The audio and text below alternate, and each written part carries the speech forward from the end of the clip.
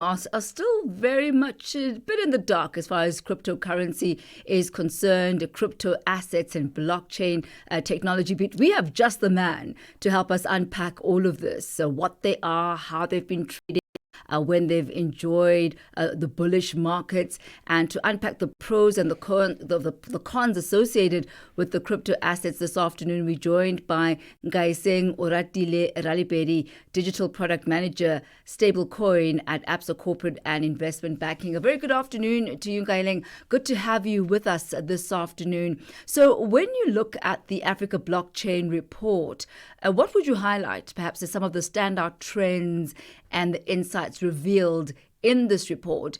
And why did you as Absa deem it necessary and important to put a study of this nature together? Welcome. Good afternoon.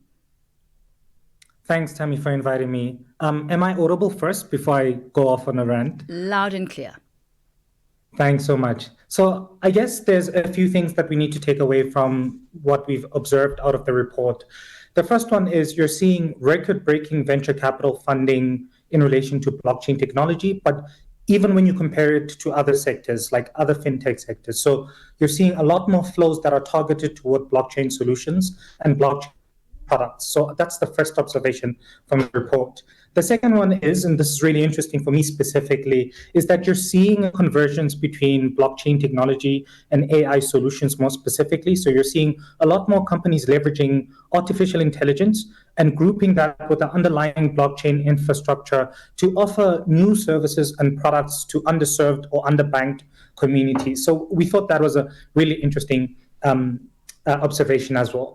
The other observation that we took from it is that you're seeing a lot of purpose-driven sort of innovation, but also a lot of purpose-driven sort of investments. So it isn't companies who are just looking to raise capital for the sake of raising capital. These are companies who are targeting specific issues that we're seeing across the continent in relation to financial services and bridging the inclusion element in relation to people who don't necessarily have access to those financial products. So those are some of the observations that we're seeing. And at Absa, particularly the corporate investment banking, we're seeing that proliferation in digital assets across the board at scale in a way that's really interesting for us to look at. And so that's why we thought it was really important for us to support this particular blockchain report in focusing its particular application to these areas that we find really fascinating and interesting at Absa CIB.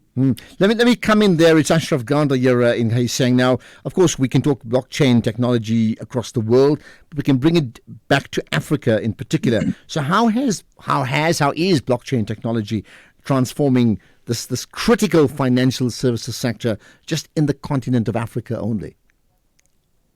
So there's a lot of ways in which we're seeing this happen. So I think I mentioned it a little bit ago, Asha. So one of the ways is around credit facilities. So these are, for instance, companies who are looking at providing credit facilities to people who otherwise wouldn't be able to have that access. So that's one way in which we're doing it. The other way that is especially interesting for us at Absa CIB is what's called tokenization. So ideally what tokenization is just making something that is offline or in sort of tangible, bringing it into the digital space. So for instance, when you're buying a stock, you need to buy the whole stock, right? So it's really difficult to buy fractionalized amounts of those stocks. And that's what tokenization really offers in a way that's really novel. So suddenly people who otherwise don't have enough capital to invest in sophisticated financial products can now buy fractions of that, and they can now suddenly have access to these products in a way they never otherwise would have been able to. And that's where the power of the technology really comes in. You're able to start now fractionalizing all of these things. So some people even take it to an extreme, right? You can fractionalize up to 79 decimal places. I doubt anyone is trying to invest up to 79 decimal places, but that's part of where the value add really is. And that's where it's really bridging those key financial infrastructure and key financial access specifically for people who otherwise wouldn't have had that access to begin with. It really sounds incredible. It sounds like a minefield of opportunity.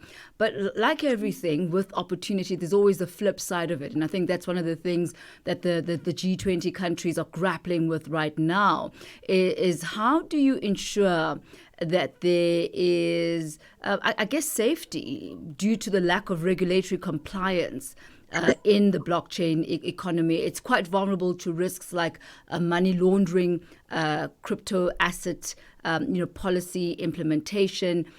So how can the crypto asset policy implementation roadmap really help to curb money laundering and counter terrorism financing? Because in as much as you've highlighted all of the opportunities, there's also the flip side of that. Is there regulation enough to regulate the space? So that's the first thing that really needs to be done at scale. There needs to be some level of regulatory harmonization that establishes what exactly the rules and guidelines that crypto companies need to abide by.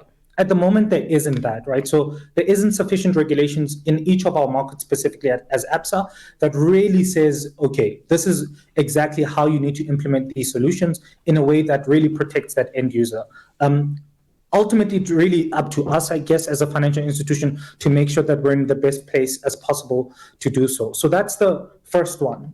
The second one is it comes to a deepened understanding of what the technology provides. So what is really important for people to understand is, yes, it is true that there are bad actors in the technology, but what the technology offers is a level of transparency that doesn't otherwise exist, right? So you're suddenly able to start tracing and tracking those illicit funds in a way you otherwise wouldn't be able to in the traditional sort of space, right? So on chain, I can see that you paid this particular wallet at this particular time, and I don't have to rely on a counterparty to verify that information. Absa can go and check that information firsthand, and we can extrapolate that information to really make sure that the end user is protected, but the wider countries in which we operate in are also protected. So those two things are really important, like to put across. The one is we do definitely need regulatory harmonization, but the other one is we need to look at the technology and see where it is that it can take off some of those conditions around anti-money laundering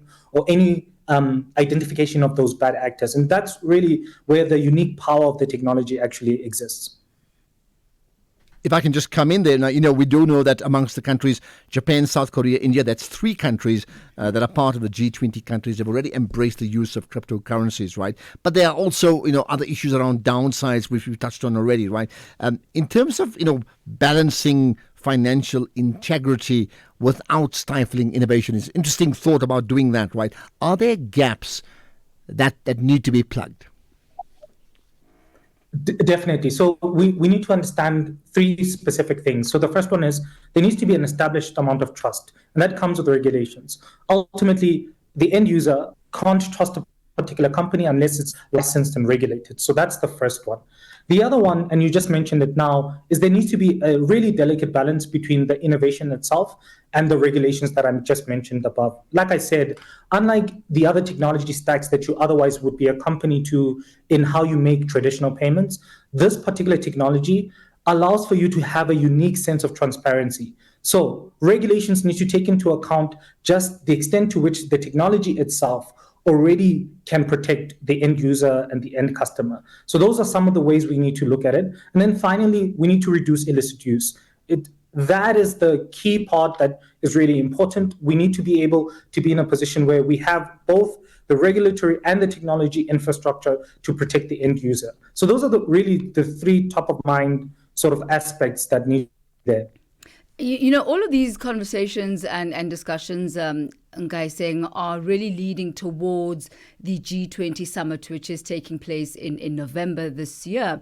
So what are some of the things that the G20 finance ministers or even their central banks should be considering and putting in the forefront as far as policy is concerned around cryptocurrency? And I guess the second part of my question is, as Africa, what should the finance ministers or the central banks be prioritizing in promoting intra-African trade and supply chain in the blockchain economy? Thank you so much, Thami. So there's actually a few of them for them to observe. So the first one, and we've spoken about this throughout this interview, there needs to be a standardized global crypto regulations. The reason why I keep emphasizing that is that the technology is meant to be borderless by definition. So there needs to be a joint sort of effort in building out those regulatory conditions so that we can map out really where it is we can play and where we shouldn't be playing. The second one is around boosting intra-Africa trade, leveraging blockchain technology. Like I said, because it's borderless, that's why you're seeing more and more consumers use things like stablecoin to facilitate things like international payments or remittance flow, because the technology, A, is cheap and efficient to do so, but also it enables you to settle the counterparty instantaneously. And leveraging that particular technology, we need to look at where the synergies would be in boosting that intra-Africa trade.